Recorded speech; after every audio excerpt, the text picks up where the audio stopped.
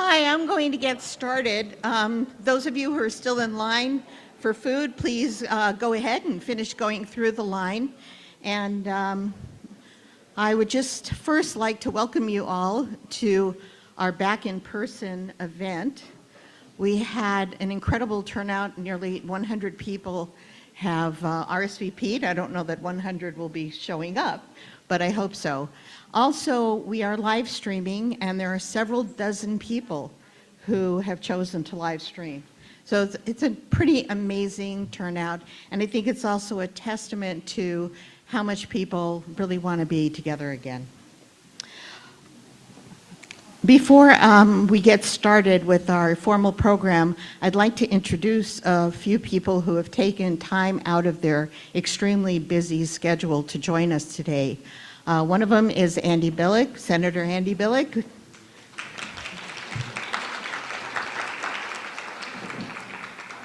The other is a Spokane Fire Chief, Brian Schaefer.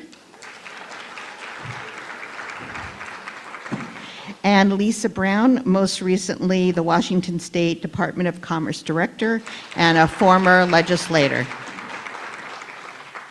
I would also like to take a moment for you to recognize our current and past board members. Would you mind standing up and just give a wave where you are?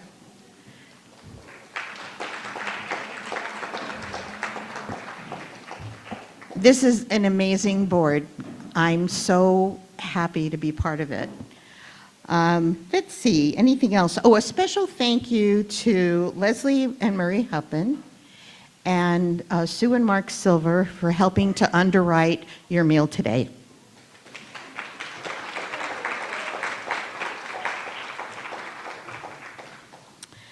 And I'd like to start, we're getting right into the program. I'd like to start by introducing Miriam Berkman, one of our board members.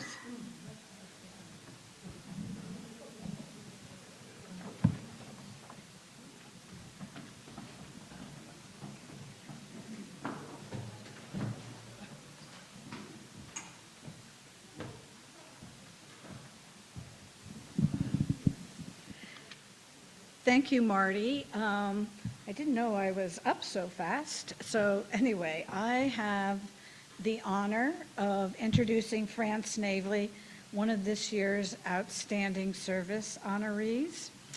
I first met Fran and Don in 2005 when they moved to Coeur d'Alene and started attending services and events at Beth Havarim, one of the Reform congregations in Spokane at that time. They both became deeply engaged in helping to sustain this small congregation, and Fran quickly started her service on the board.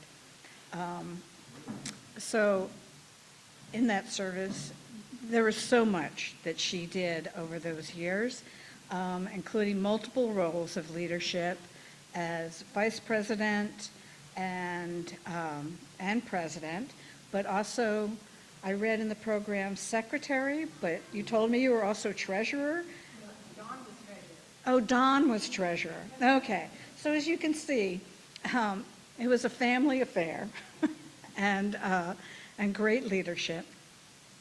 In the role of president, Fran helped to guide Beth Havarim and Ner Tamid, another small Reform congregation in Spokane, to merge into what is now Congregation Emmanuel. And Fran continued her service as co-president with Mary Singer during Congregation Emmanuel's inception, and went on to continue to serve 2 terms as president for Congregation Emmanuel. I have always been in awe of Fran's love, commitment, and open-hearted service to Beth Havarim, Congregation Emmanuel, and the larger Jewish community in the greater Spokane area. I know many JFS clients and other Jews in northern Idaho consider Fran a lifeline to the Spokane Jewish community. Fran visits and brings holiday bags, drives them to services, JFS luncheons, and other events. You can read about all of these many services that Fran provided to our Jewish community in your program. And I was going to say what you haven't read there is Fran's service to other organizations and causes. But when I looked at the program, some of it was there. So I'm going just to repeat quickly that Fran has been active in programs for the Asian American community in California, in particular those for children, and was part of the protests on the Mexican-American border when refugee children and mothers were separated. In Coeur d'Alene, Fran has volunteered for the Kootenai Humane Center, which is now known as the Companions Animal Center, where she worked as a dog walker, a kennel cleaner, and took photos and did write-ups so these pets could be adopted. And then after Dawn died, Fran worked in their thrift shop, which perhaps explains her stunning vintage style. But most importantly, in that volunteer work, Fran and Dawn fostered a very ill and malnourished 4-month-old puppy named London, nursed London back to health, and eventually adopted London. So London is now a much-loved, healthy member of Fran's family.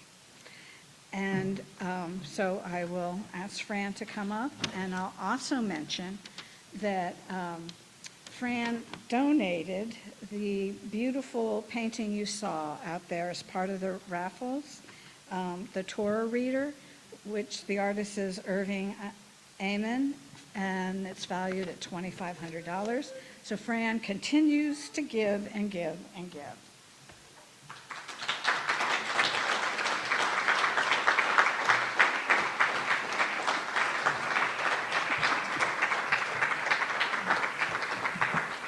It's lovely to see so many of you. It's funny, on the way here, Robin asked me if I wrote a speech. I said, no, which is actually good for you because this will be extremely short. And I figured Miriam really has said it all, except that I really want to thank Jewish Family Services for all they do for the community. It's funny, when I first, Dawn and I didn't go to the luncheons and didn't participate, and I thought, oh, it's just for older people. And then I thought, oh, wait a minute, I'm retired. I am an older person. It really has become an important part of my life. I just want to say I'm thrilled to be honored. Actually, I feel a bit like an imposter because to be in the company of Judy and Julie, they are just A-list. Anyway, I just wanted to thank you all and hope you have, I'm looking forward to hearing from the rest of the crew.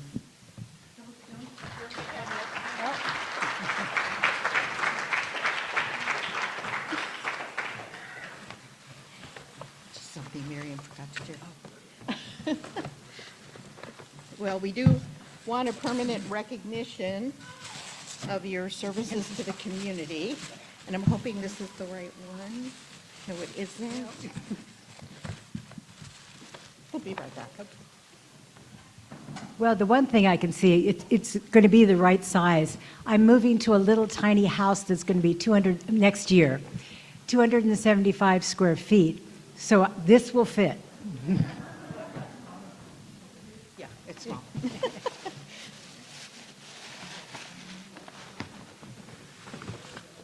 I'll let you open it. There you go. Should I open it here? Yeah, please.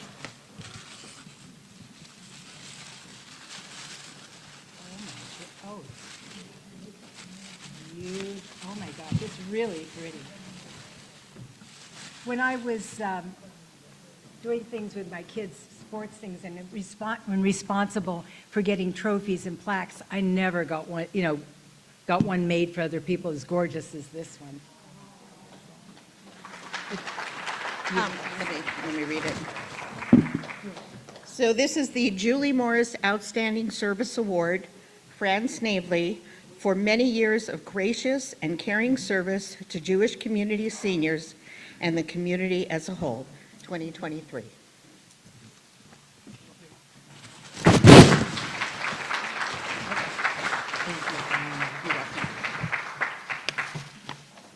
I'd like to call up Lenya Treewater. Here you are.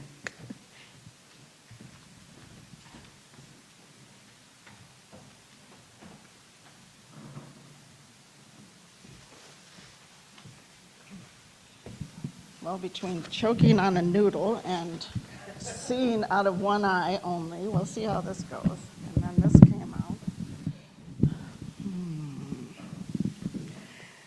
Judy Silverstein was born in Miami Beach, but spent most of her youth in San Antonio, Texas. She gained international experience with the student exchange program, living in Sweden for a year. She also lived in Iran under the Shah for 2 years, where her father taught English. And like her father, Judy also wanted to be a teacher. At the University of Texas in Austin, she got a bachelor's in humanities. She studied further and got her teaching degree, then she got a master's in Spanish, again, both at UTA. More currently, she studied in Portland, adding English as a second language to her training. Her and her husband, Bruce, with children Amelia and Noah, ended up living and working in Portland. When it came time to retire, they both wanted to stay in the Pacific Northwest. They visited Spokane as a potential home and liked it, bought a house, and began their retirement. Bruce created a giant vegetable garden and raised chickens to sell fresh eggs and vegetables at their roadside stand, which sadly no longer exists. Judy began exploring the Jewish community. She attended Temple Beth Shalom, finding it a great place to meet people, and eventually joined the congregation. When I moved to Spokane, Judy was one of the first people to welcome me. She has been an exceptional volunteer at Spokane area Jewish Family Services, volunteering in many different capacities, from working at the food bank, delivering food to the elderly, visiting the elderly, and helping out with different JFS functions, being especially present at the monthly luncheons. She said she was mainly drawn to volunteering as a way to meet people and get to know her new hometown. Her husband claims it keeps her out of trouble. I asked Judy how she would like to see Jewish Family Services grow, and she immediately replied that she sees a need to increase the number of volunteers so that more Jewish clients may be served. Judy could have chosen to continue teaching in her new hometown, but it was to our gain that she chose retirement, thus helping her to fulfill the Jewish belief that as a Jew, we are commanded to be of service and to perform acts of loving kindness, which she does so very well. Thank you, Judy, for all you've done for our community.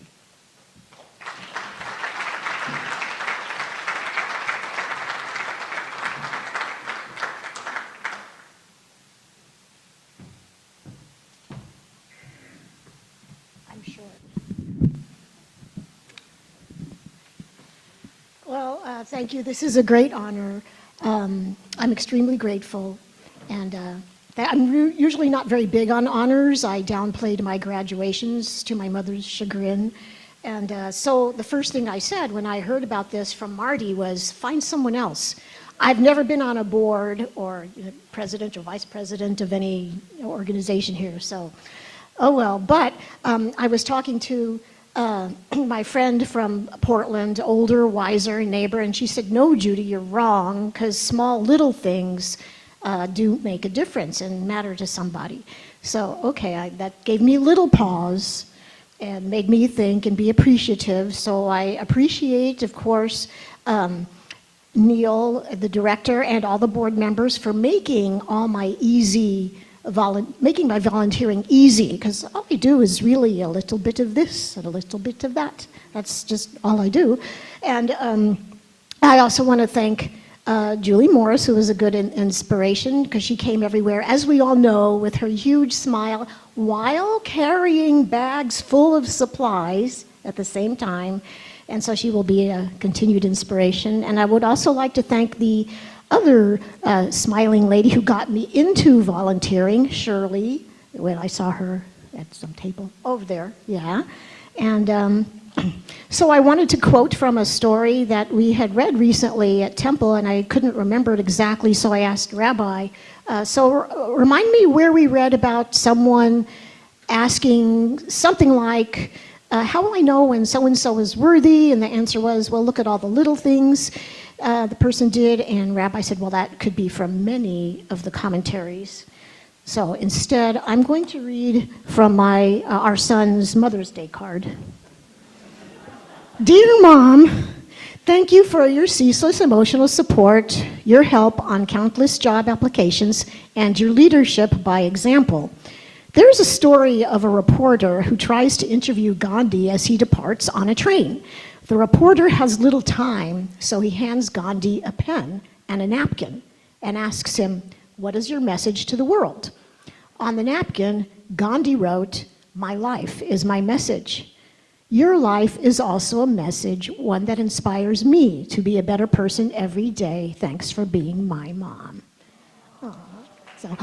And by the way, for my colleagues on the Holocaust Observance Committee, he assured me he did not use any artificial intelligence to write that program.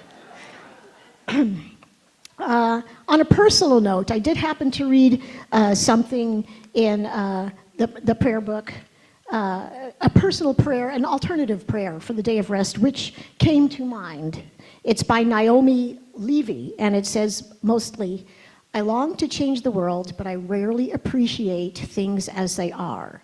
I know how to give, but I don't always know how to be still. I talk, but I don't always listen. I look, but I don't often see. I yearn to succeed, but I often forget what is truly important. Teach me to slow down. May my rest revive me. May it lead me to wisdom, holiness, and peace. So, thank you very much. Muchísimas gracias. Merci beaucoup. Vielen Dank. Tusen tak. Maraming salamat po. And domo arigato. Saizamu, etc. Toda raba, etc. Thank you very much. This was very nice. Thank you.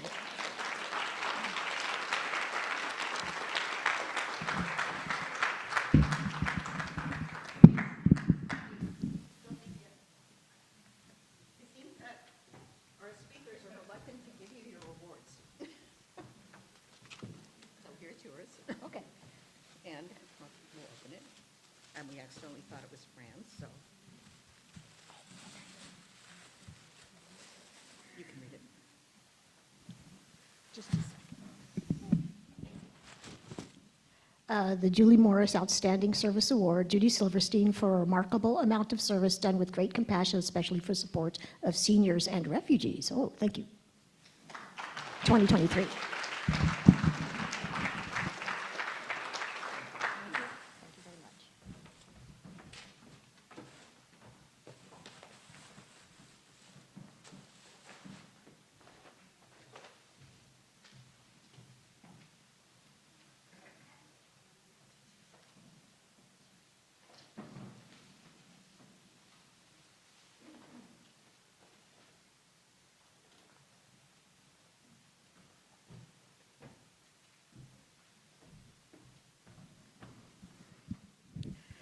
Oops.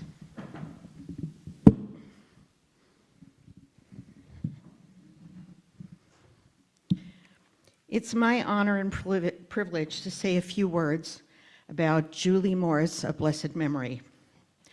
Julie's accomplishments in the global Jewish community are well known. But since this is a Jewish family service event, I'd like to tell you what the board members and director experienced. The word that keeps coming to mind is elevate, which means to raise higher. And that's exactly what Julie did during her almost 6 years with JFS. She came to the board with decades of experience and generously shared that knowledge with all of us. She excelled at fundraising and very early on did an in-service with the board that took the fear out of asking people to support our organization. Ever the school teacher, we actually had a reading assignment. Fortunately, it was not followed by a quiz. Ironically, when the Benefit Luncheon Committee first met back in December of 2022, Julie was part of the planning team. She encouraged us to set goals beyond our comfort zone, simply because if you don't try, you'll never know. She also encouraged us to honor individuals from various segments of the Jewish community. I'm pretty sure she did not have herself in mind when she made this suggestion. No task was too big or too small. Julie rolled up her sleeves and got to work where the work was needed. She was involved in virtually every aspect of the organization. She was a mentor to Neal and a sounding board to all of us. Although she was the vice president, soon to be president of JFS, I often felt like she was my co-president, always by my side with advice, sharing experience, and most of all, laughter. I was in awe of the fact that at the age of almost 80, she was willing to step up and take on a leadership position. It seems in almost every board meeting since her passing, someone will say, "What would Julie do?" I hope that her legacy will be that we keep on asking that question for many years to come. I'd like to call Julie and Jeff's son, Scott, to accept the honor on behalf of Julie.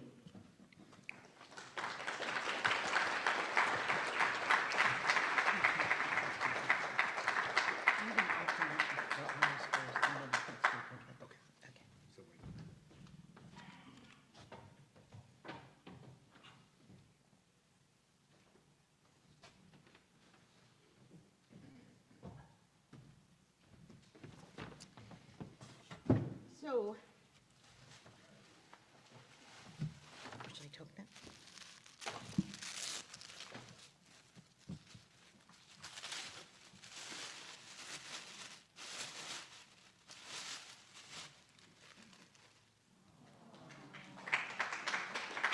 Want me to read it, or do you want to read it? Okay. Julie Morris, June 7, 1943 to January 21st, 2023. The Julie Morris Outstanding Service Award honors the life and legacy of Julie Brenner Morris of blessed memory, a dedicated volunteer of Spokane area Jewish Family Services. And so from here on, the Outstanding Service Award will be called the Julie Morris Outstanding Service Award. And this will hang in the halls of TBS, actually between the President's Wall and the glass display case.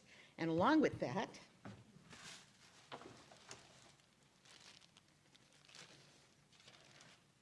will be this plaque, the Julie Morris Outstanding Service Award, Spokane Area Jewish Family Services, and the first two recipients are Judy Silverstein and Fran Snavely, and that will also hang in the hallway. And you can bring this back to the table for everybody to see. Okay. My notes. Unless you want to read them. Thank you, Marty, and everyone for honoring my mom. And mazel tov to Fran and Judy. My mom would be very honored to have you be the first recipients and to share the stage with the two of you had she been here. So you're very deserving, and mazel tov. As most of you know, my mom served on a lot of boards, and a lot of those were done out of an obligation. But some of those were done out of pure love. And her service on the Spokane Area Jewish Family Services Board was purely out of love. I know this because we both served on a lot of nonprofits, and we made a habit of calling each other on our way home from board meetings and kind of commiserating, and misery loves company. And there was nothing that bothered my mom more than politics or personalities getting in the way of a nonprofit's purpose and mission. And we could both tell stories about that, but never once did she call me and complain about a Jewish Family Services board meeting. I think some of that is due to the steady and calm leadership of Neal, and a lot of it due to the quality of people that served on that board, but mostly just the unity of the mission. And it's something that she truly enjoyed And I got to witness it firsthand in helping to host the wine parties the last couple of years, and to watch the teamwork and effort that would go in providing the service was really commendable. And it's just a really neat organization that works really hard to provide great services. And she loved it, and that is why Jen and I feel so good about continuing to support the organization. I've been to several things where my mom was honored during her lifetime, and she was here, and I can tell you firsthand, she never wanted things to be about her. She always wanted it to be about the organization, about the services, and about everything else. And so with that, on behalf of my family, I would really like to say our thank you to the Jewish Family Services leadership team and to all of you who donate and make it all possible. My mom would be very proud that everyone's here and at the amount that we're raising today for such a good cause. So thank you very much.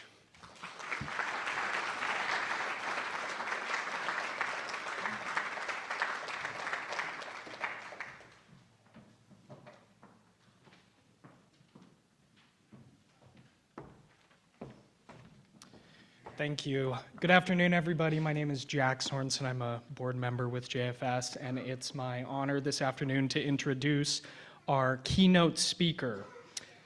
State Senator Andy Billig has proudly served Spokane in the state legislature for 12 years. He was elected Senate Majority Leader by his Senate colleagues in 2018.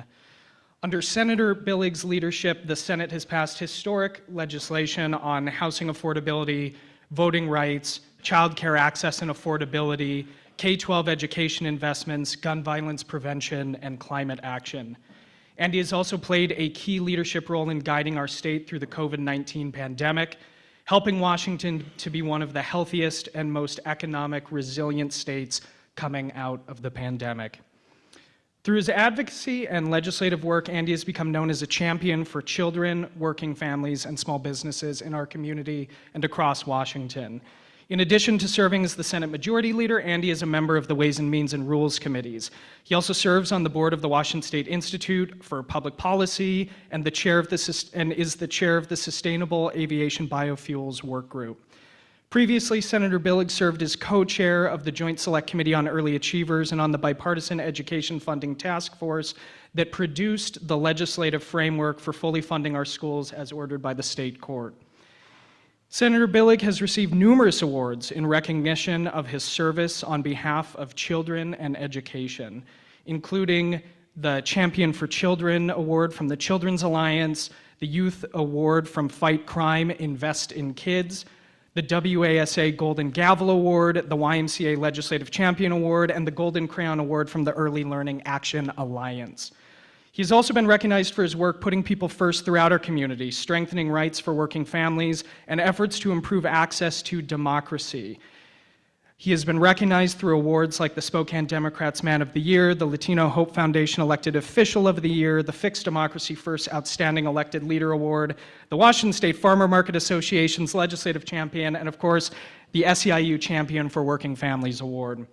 In addition to his work in the legislature, he does have a life, and he is also an award-winning business executive, part owner and former general manager and president of the Spokane Indians Baseball Club and committed community volunteer.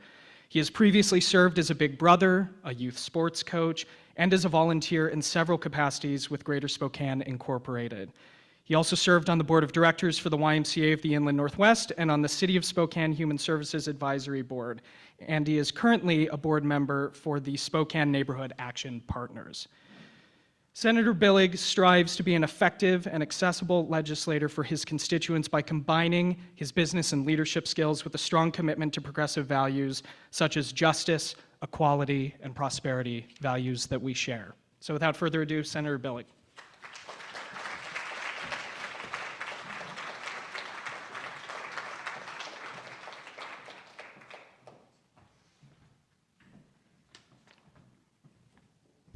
Well, thank you very much. Jack, thanks for the nice introduction.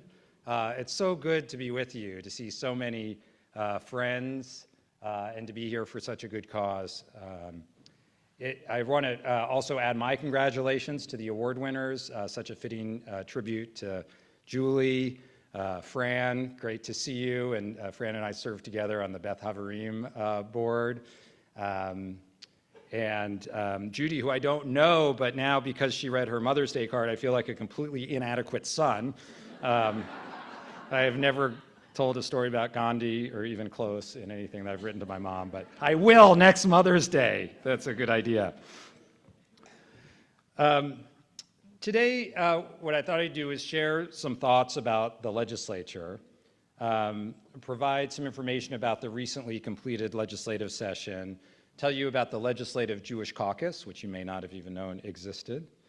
And I also want to talk about something that may be surprising to you about a lot of the bipartisanship that happens in Olympia. And then lastly, I think we'll have time to do a few questions, and would love to talk about the things you want me to talk about. So if you have questions, be thinking of them now.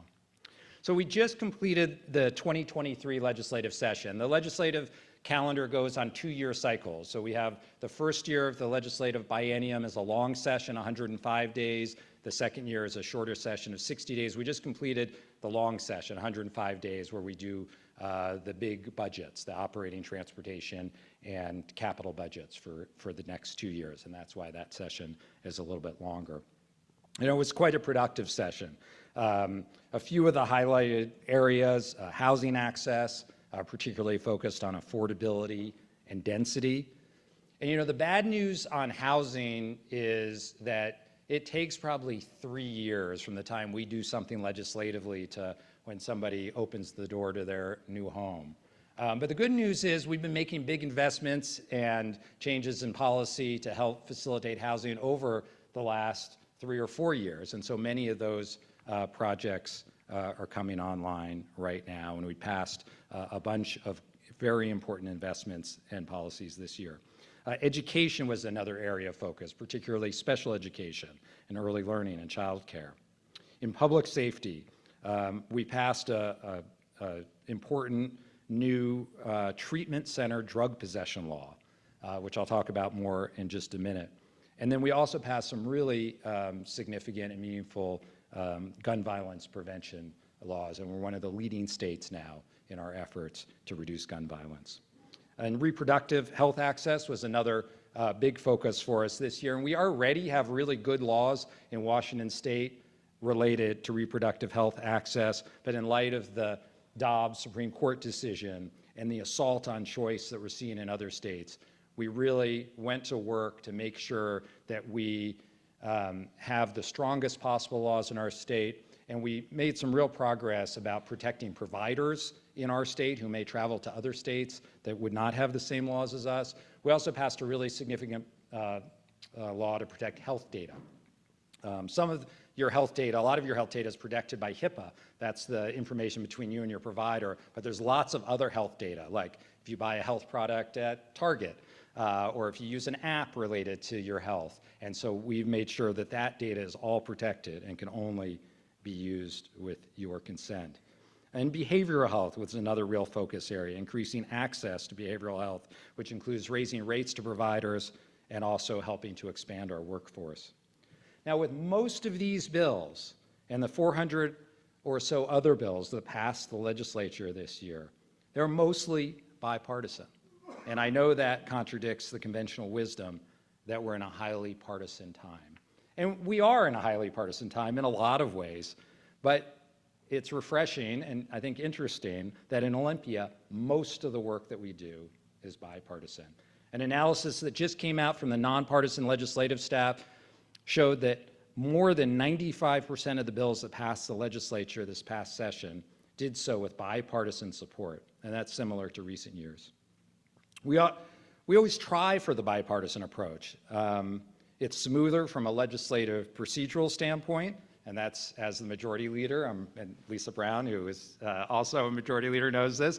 Our job is to have things function smoothly and to pass lots of great policy. It's always smoother when it's bipartisan. But it's also that good ideas come from everywhere.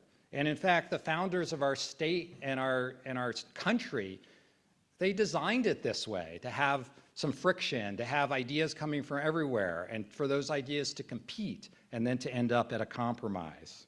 That's good. That's a good way to make policy. And if you've ever watched the floor of the state Senate, you will see it's a hive of activity with senators talking to each other, sharing amendments, discussing bills. And that's just the tip of the iceberg for what happens overall with all of the advance work during the interim and leading up to the session, and with the work done in all of the various committees. So I thought I'd give you a couple of examples of our bipartisan work. One of the biggest bills, most important bills, most complex bills we passed this year was related to drug possession. So the Supreme Court 2 years ago made a decision, the Blake decision, and basically invalidated all of the state's drug possession laws. We passed a sort of temporary quick bill because we were in the middle of the session when that ruling came out. But we knew it wasn't the right fix and shouldn't be the permanent fix. So we put a deadline on it. We said this is going to expire in 2 years. And so that meant this year we had to pass a law related to drug possession. So Senator Braun, who's my counterpart across the aisle, he's the Republican Senate leader, and I were in constant communication trying to find the right solution that would be effective for helping people who are suffering from addiction and to keep our communities safe. There were some on the right, far right of the political spectrum who wanted to go back to the war on drugs, who wanted felony charges for drug possession. There are some on the left who favored full legalization of personal amounts of drugs. And we knew that the right solution and the solution that could pass the legislature was probably somewhere in between. We know that drug possession is usually the result of addiction, which is a health disorder, so it makes sense to take a health-centered approach to addressing this issue. Even if we've got law enforcement and the judicial system involved at some level, it should be health-focused. And so we agreed on that overall approach, but there were lots of details. And we got bogged down on a lot of those details where there was disagreement related to treatment diversions and many other details of this important bill. We spent hours in negotiations and discussions about not just what individually Senator Braun and I might be able to support or our negotiating teams, but what could get enough votes and what was going to be an effective policy. And then that's just the Senate. We also had to make sure that it could pass the House and that the governor would sign the bill. So, and as we did this work, we of course consulted experts, so prosecutors and public defenders, judges, treatment providers, law enforcement, and those with lived experience. In the end, we got a version of the bill that Senator Braun and I and our small negotiating teams could support. And I remember telling him that I thought this version of the bill could get 18 or 19 votes out of our caucus. We have 29 Democrats. It takes 25 to pass a bill out of the Senate. We have 29. I thought we'd get 18 or 19 votes out of our caucus. So that's not enough to pass a bill. And I was hoping that he could provide 10 votes from his caucus. That'd give us 28 or 29. That's at least a nose. You don't want to get too close to 25. You got to have a little cushion. So we took this. We said, okay, this is, we think, a good bill. We're going to go try to take it to our caucus and see if we've got the support. So we briefed the bills to our caucuses, and the bill hit the floor, and it passed with a final vote of 43-6, which was really rewarding to see such a strong bipartisan vote on this carefully crafted bill. And the strong vote was also helpful to give the bill that real vote of confidence heading over to the House. But most importantly, I was excited because I think it was a really good bill. It's going to help people suffering from substance abuse disorder. And by the way, just as a spoiler, it did pass the House and it did get signed into law by the governor.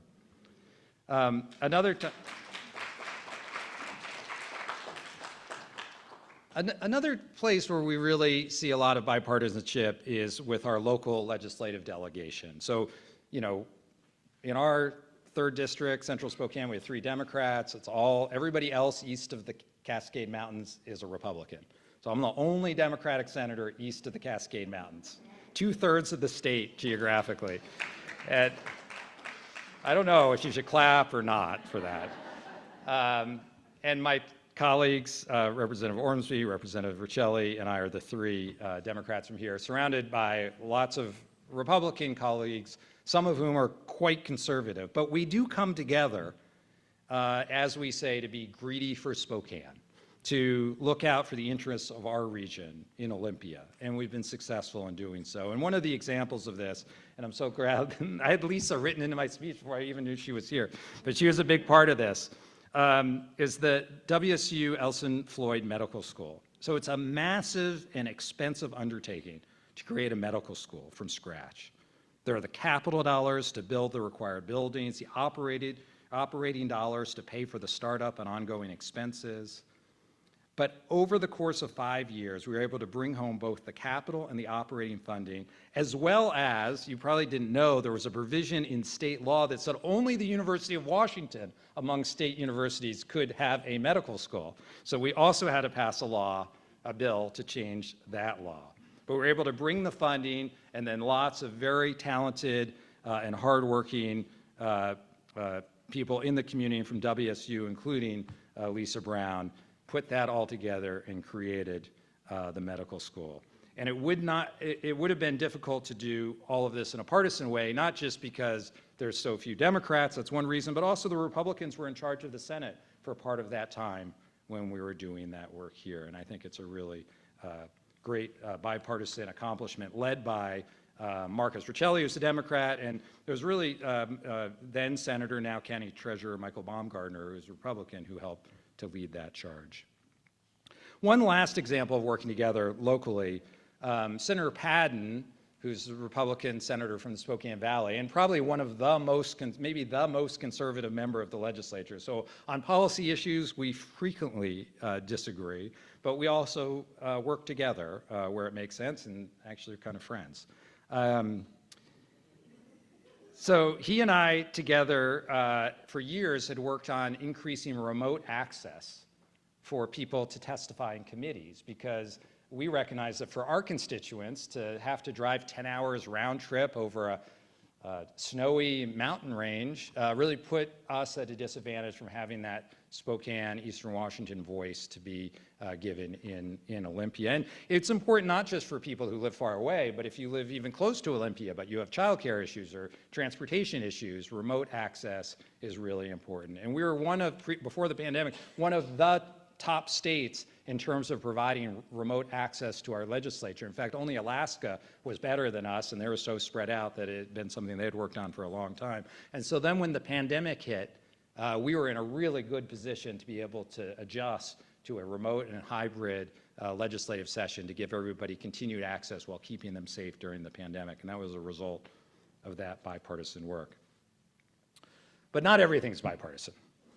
When it comes to issues like gun safety, reproductive health, and climate action, even though the overwhelming majority of Washingtonians want action on these issues, they receive support only from Democrats. And we currently have strong Democratic majorities in the legislature, so we're able to make progress, but these generally are partisan issues. And with the bipartisanship that we discussed, which again is the vast majority of the time, I do want to mention the partisan part a little bit, because again, that's how our system is set up, and if we're representing the interests of our district, of our state, and doing the right thing on policy, we're not going to shy away from those partisan fights when they do rarely occur. Those fights, sometimes that work is fierce, and there can sometimes be some significant legislative headbutting on the party line bills. It can be challenging to get the votes, to overcome the procedural hurdles that the minority might send to us, that Senator Braun, who's a friend, my colleague across the aisle, who we get along great with, he doesn't hesitate pulling every motion out of the little red books that we have that have all of the motions in them to try to stop the bills that he wants to stop.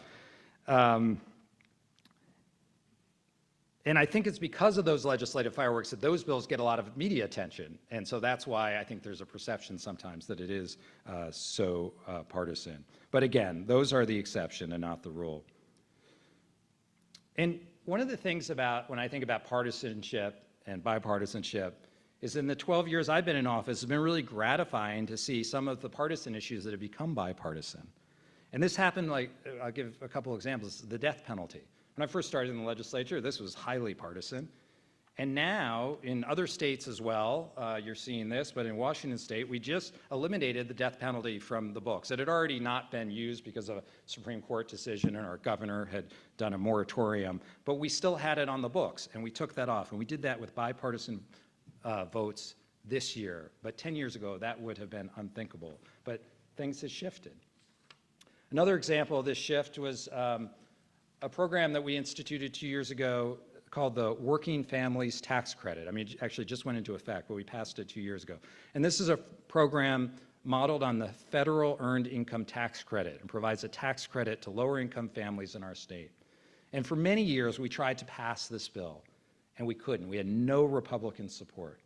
And then in 2021, it was like a light switch went off, got switched.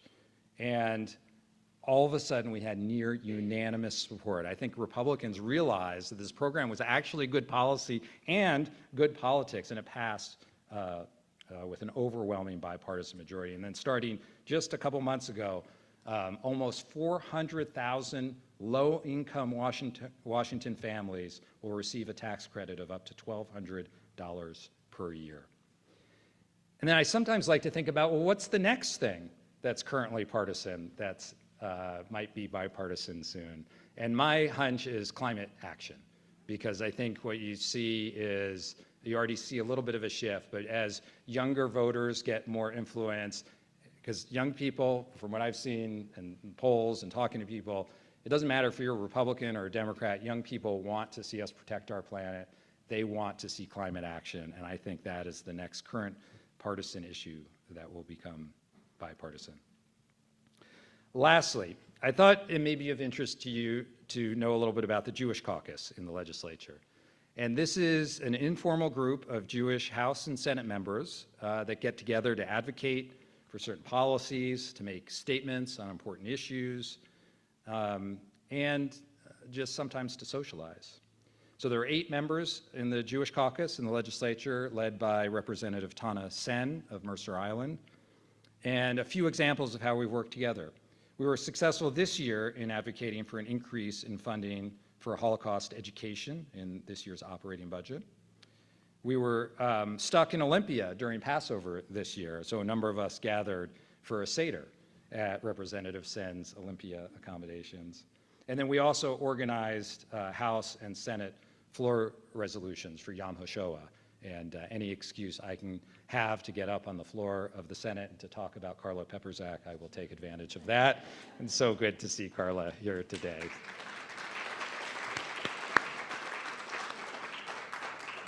So I could go on and on talking about the legislature or lots of other topics, but I think I have a few minutes left, and I'd rather talk about maybe some topics that you'd like to hear about. So if you have any questions about the legislature, any policies or legislative process, or about baseball, please let me know. Okay, I think Neal will. Got the mic. I saw one there. Neal's also going to be the timekeeper, so when we need to cut it off, Neal, you can let me know. Actually, I was interested in baseball. I'm an Okay. avid Los Angeles Dodgers fan, and reading your bio, I wondered, how did you get interested in baseball? Oh, great. Thank you. Well, I've been interested in baseball for a long time, but I knew early on as a bad player on a terrible team in the worst league in the Washington, D.C. metro area, I knew my career as a player wasn't going to go very far, and so I got interested in maybe working in the front office, and went to a job fair, the baseball winter meetings, which is this big meeting of all the baseball people that happens every year. There's a job fair, and I got hired actually to go to Hawaii, and I worked for the Hawaiian Winter Baseball League, but that league never played a game. Sadly, but I was there for 6 months and I got some amazing training, and the Bretts, who own the teams here, were investors in that league. So my car got shipped back to Oakland, and I was going to drive back to DC, and Spokane's not on the way from Oakland to DC, but I had nothing better to do. I didn't have a job. And so Bobby Brett said, well, why don't you come through Spokane and do an informational interview? And then he called me like 3 days before and was like, are you coming to Spokane? I said, yeah, I'm going to be there in like 3 days. He goes, okay, the general manager just quit. Don't take another job before you get here. So I had never really heard of Spokane, but I got here and I loved it, and I got hired, and I've thought I'd be here for 2 or 3 years, and just really enjoyed the community and the job, and now 31 years later, here I am. Yeah.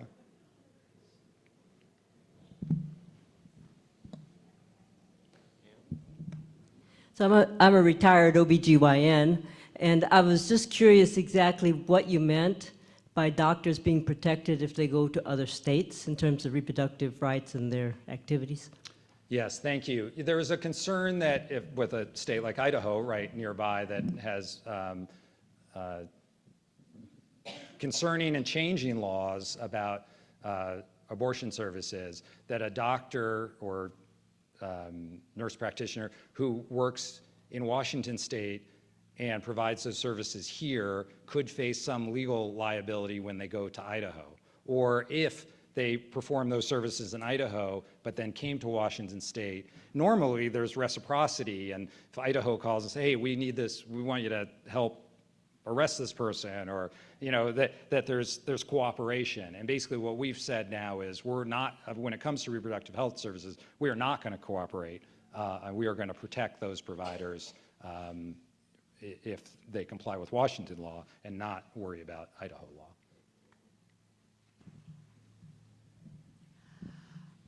I have a lot of concern about the roads in Spokane. I live off 195, which has several F-rated intersections. And I'm just wondering about the relationship of the state legislature and Spokane roads. Yes, thank you. So the local roads are mostly a responsibility of the city or the county if it's outside the city, and the state highways are mostly the responsibility of the state, although there is some like division, which is a state highway, and also sort of a local road where there's some shared responsibilities. So for like 195, that's mostly state responsibility, but it's shared. I mean, it's state and local. The problem, though, with 195 is really about planning and development. So that there was all of these homes built with no forethought about where's, is the transportation infrastructure there? Are the schools there? Is there a fire station there? And so we really need to do better in terms of planning, because it's not right to say, well, we just built all these houses and now state taxpayers, you're just going to have to improve all the roads for us. That's a very challenging way to do transportation planning. Right, but there was a plan in place 20 years ago for the road that was never followed up on, and is that Spokane's responsibility or the state's, or both? I would have to go look at what the plan is. My sense is that there isn't a plan. I mean, I think there are some ideas, but there was never a plan passed, and there was never funding for that. I think an appropriate way to do this is to say we're going to do impact fees on the housing developments that are going to pay for the infrastructure that's needed. And it's much harder to do it after the fact now. But that is definitely an issue. That area, Latah Valley, is new to my district. We do redistricting every 10 years, so I'm sort of just diving into that and trying to get more involved. Great. Yes. Somebody else grab it. Elected officialing, if that's a verb, it's hard, and we very much appreciate it. I think a lot of times, thanks. A lot of times, like from my perspective, being in the job that I'm in, we see the consequences of gun violence. We see the consequences of maternal fetal death as a result of poor health care. We see a lot of the consequences of bad policy. And I got to tell you, like the last 6 years, how many years have you been in? Well, 12 years I've been in the legislature and been in the majority leader for 5 years. You've had a lot of stuff, from COVID to gun violence, and you've done just an outstanding job. I just want to say thank you. Thank you. Appreciate that. Great. Thank you all so much. Great to see everyone.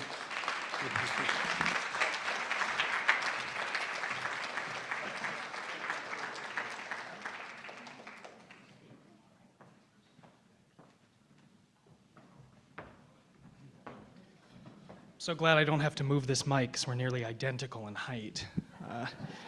Thank you, Senator Billig, for your remarks, and thank you again so much for taking the time to join us today out of your busy schedule. We're very grateful to have you with us, and Spokane is grateful for your leadership in Olympia, so thank you again.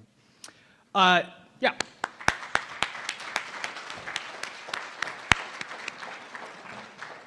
I also just want to take a minute to thank Caleb for handling audio video for us today. And also want to thank Tori, our event services lead, and Laura, Sandy, and Veronica for all of their work here today for us.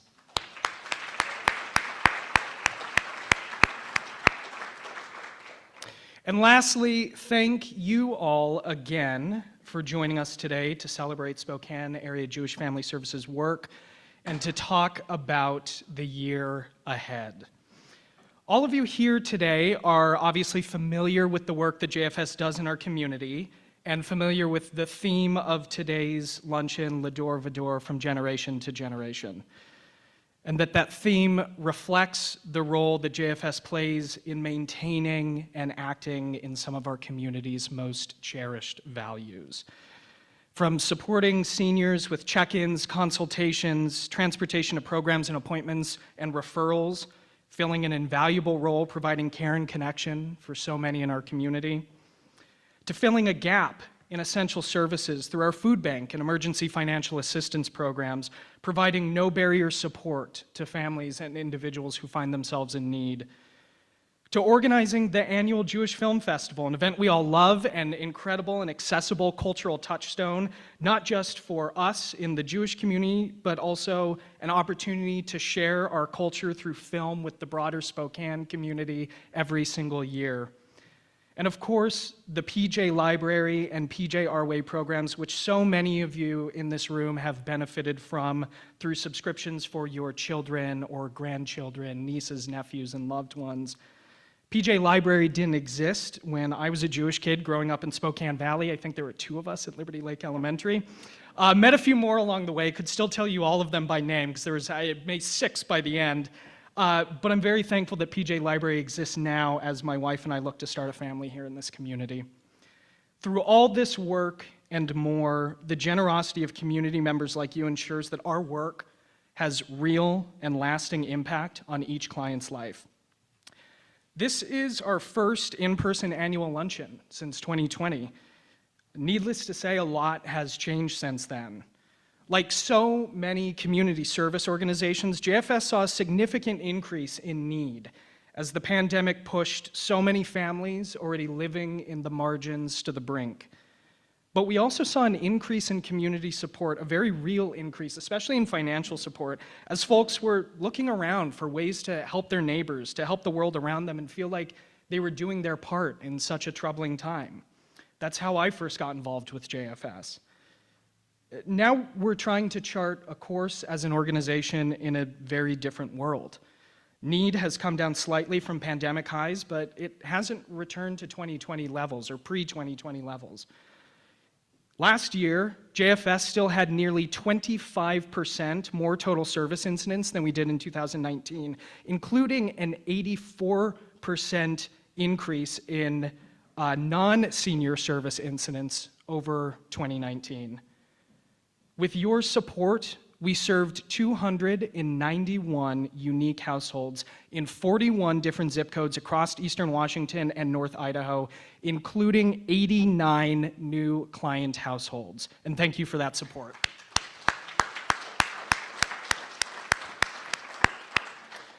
There's still so much work for JFS in our community, but that support boost that many service organizations saw from the urgency that people felt during the pandemic, that hasn't quite kept pace.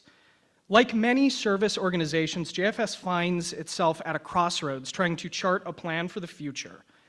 Do we scale back services, clawing back some of the ways that we've been forced to grow and try and narrow the scope of work to match budgets? Or do we lean forward and lean into a greater role filling what is clearly the opportunity and greater need in our community? I don't know if I'm allowed or supposed to share this. I didn't run this by Neal or any of the other board members. But we had a tough conversation at our last board meeting about what to cut if we had to make cuts. And I'm sure I don't have to emphasize there were no good options that really anyone liked. Do we eliminate senior transportation services, which are time-consuming and super volunteer-intensive, but may provide the only link for an elder in our region to the Jewish community? Do we cut our food bank, since it's not JFS's primary mission, and there are other organizations in the community that provide that, and we just hope that there's enough capacity in the community to fill that gap? Do we cut JFS's Basic Needs Assistance Program, which certainly isn't our most robust fund or the most robust fund in the community, but still is another touch point to provide no barrier financial assistance for that family struggling with rent for the month, or that senior with a surprise utility bill? I don't like any of those options.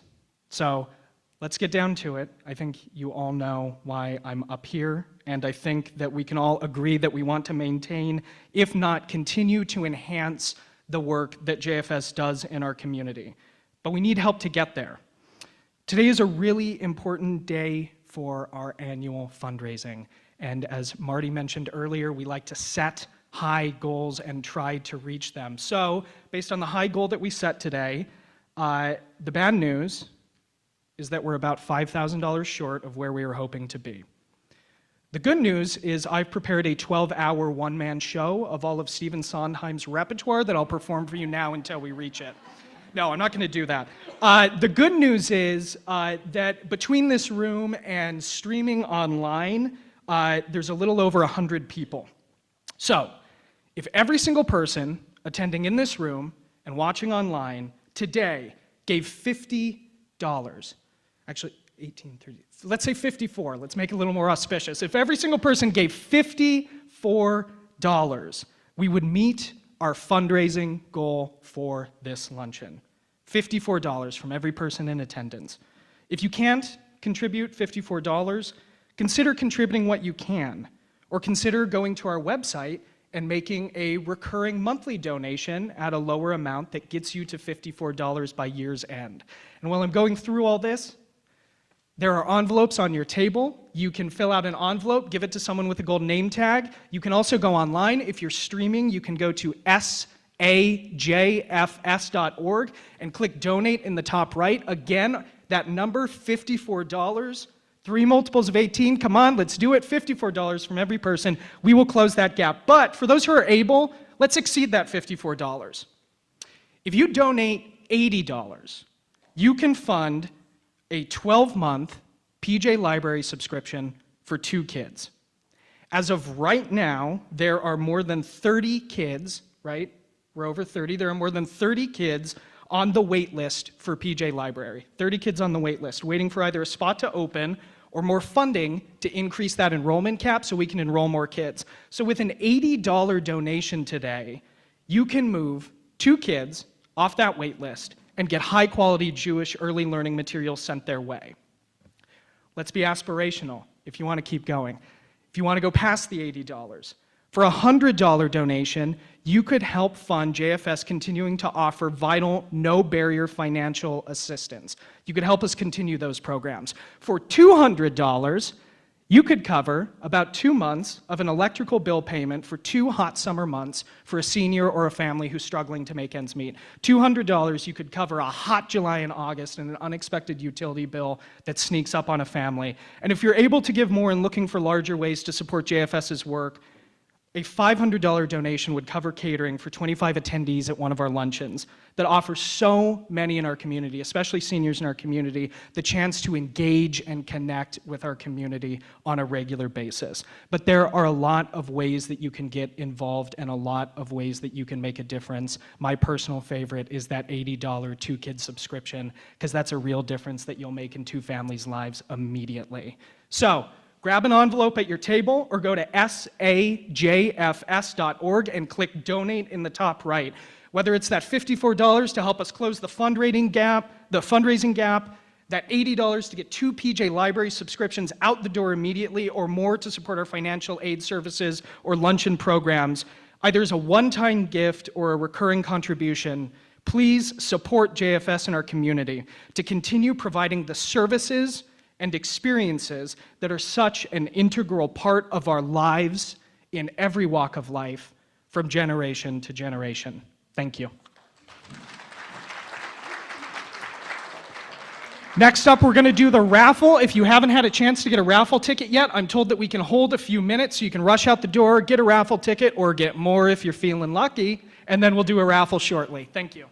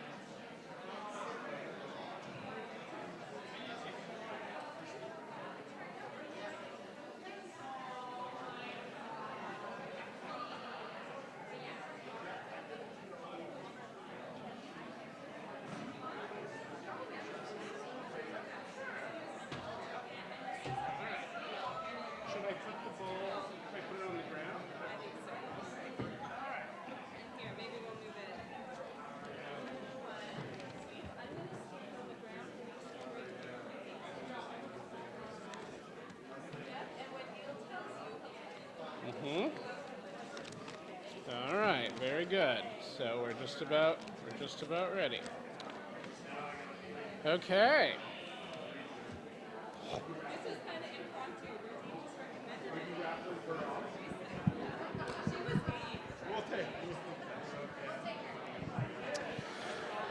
Hello, everyone. Thank you so much again for being here. Hopefully I'm not way too loud. It's kind of hard for me to tell. As you may know, I am Neal Schindler.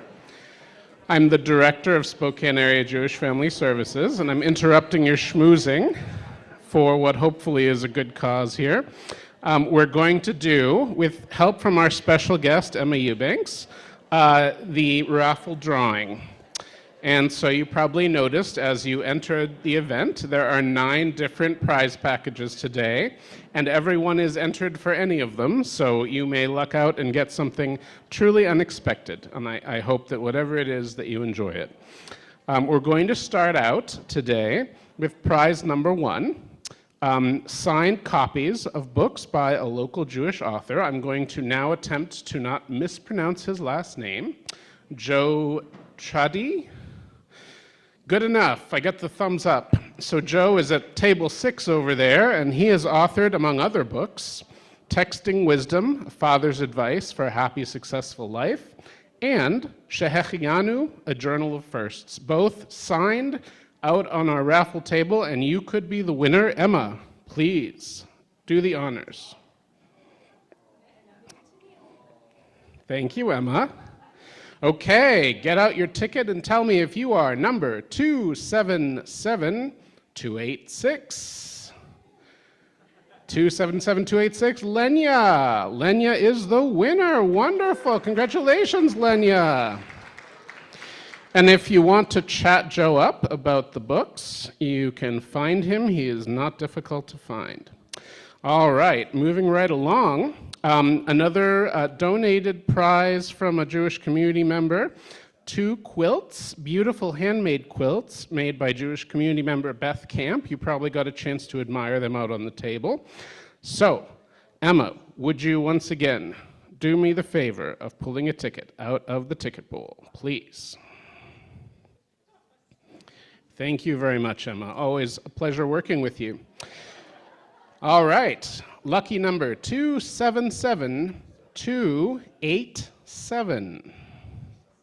277287. Really? Real? No.